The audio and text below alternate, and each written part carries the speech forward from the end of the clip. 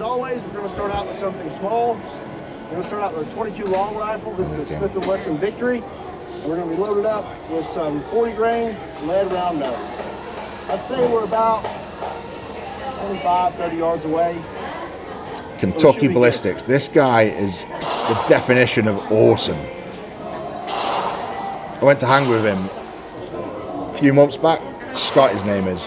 I'm shooting an Atlas stone. Right here and right here. Ooh. I don't think we did any damage to that stone. Okay, now let's step it up to 9mm. So he's starting off with a small gun with small ammunition, working up to bigger guns with bigger grain ammunition. We're going to be loaded up with some Underwood ammo. These are 9mm, 147 grain, plus P plus full metal jackets. Oh, that did some damage. Hit the same spot twice. From the looks of that, the 50's probably going to explode that stone. I don't know. Let's go check it out. What's next? I didn't expect the 9mm to really do that much damage, but we knocked a little chunk off of it.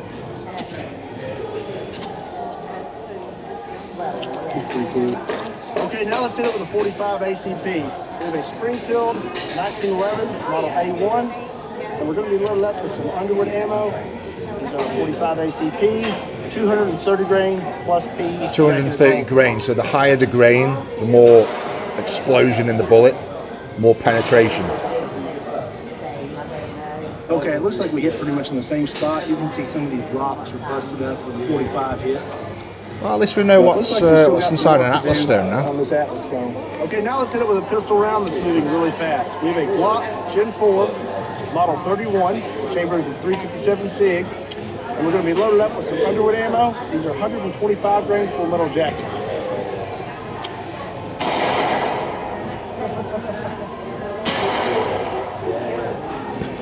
Okay, his aim is impeccable. Hitting the same spot every single time. Damage and some pieces of stone on the ground here. Let's scoot back and hit it again. Okay, the 357 SIG is a light bullet and it's moving really fast. Now let's hit it with something that weighs a little more, moving a little slower, and definitely has a lot more energy. Let's hit it with the Desert Eagle, chambered with 50 AE. And we're going to be using some Hornady 300 grain jacketed hollow points. Desert Eagle.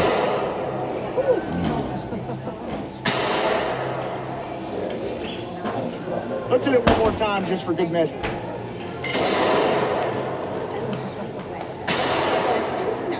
I thought like a Magnum would have split it in two. So here's where we hit it the first time with the 50 AE, and there's the second time. We did a little bit of damage to the stone, but we're still not really doing much this thing. Last but not least, let's hit it with the 500 Smith & Wesson knife. There we go. Loaded up with some Underwood ammo. These are 500 grain, jacketed lead flat nose. Here we go. This is the biggest handgun you can get, pretty much. Ooh. I skimmed that. Hit it again. One more time. Yeah.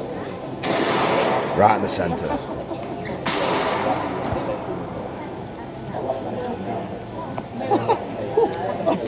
A piece of that stone just landed next to me. Well, the 500 Magnum definitely did a little more damage than all of the other pistols. It threw some stone all the way back at me, 30 yards back. Looks like we hit somewhere in this area. I think the first shot and our second shot was around this area here. Okay, I don't want to hit the Atlas stone with too much more before we hit it with the 50, but I do want to hit it with one or two rifles. So we're going to start out with an AR-15, and we're going to be loaded up with some green tip 5.56. I just want to get to the big gun, the 50 cal. 50 cal should destroy that. From the stone, but still, not really doing much. Okay, let's hit it with one more rifle before we move on to the 50 BMG. We have an AK-47, and we're loaded up with some 7.62 by 39, and I believe these are soft tips.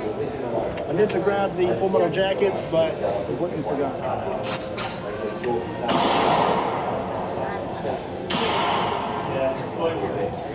Okay, the AK-47 did a little bit of damage in this area, but I wouldn't say it's any more or any less than the 5.56. You need to turn the stone around for the 50 well, cal. For the smaller rifles, let's finally hit this thing with the 50 cal has got to explode this stone.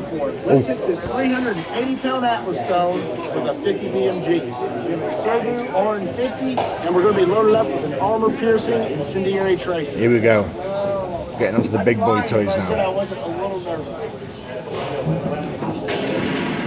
Whoa.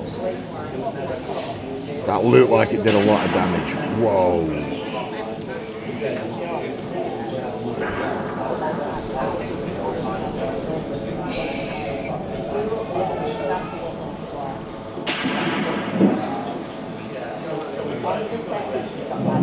Okay, it looks like we pretty much Oh, hit dead yeah. center. We did quite a bit of damage to the stone. I really thought that it would just bust in half, but it didn't. So did We I. do have some cracks going through it now.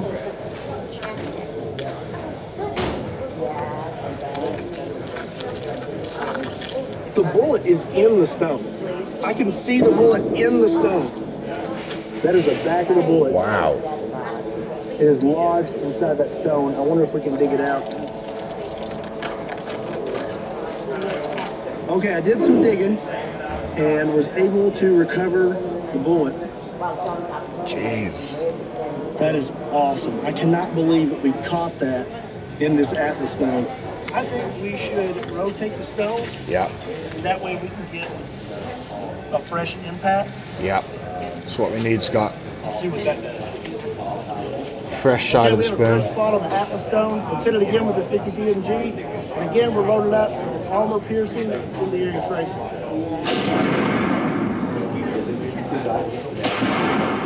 Oh. So satisfying.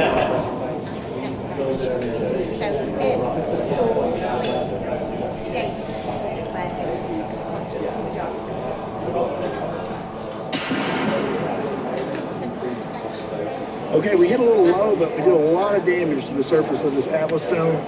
And you can see we punched a hole inside the Atlas stone. It does not look like we came out the other side. Looks like there's a piece of metal in this thing. That's not good. So now we're going to hit the stone with the 50 BMG until we finally get it to bust. Next, we're going to use a blue tip. This is a pure incendiary round. Incendiary round. Ooh. Kick back on that. Wow.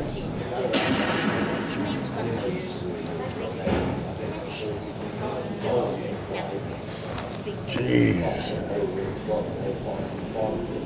Oh, this is what we need. This is exactly what we need.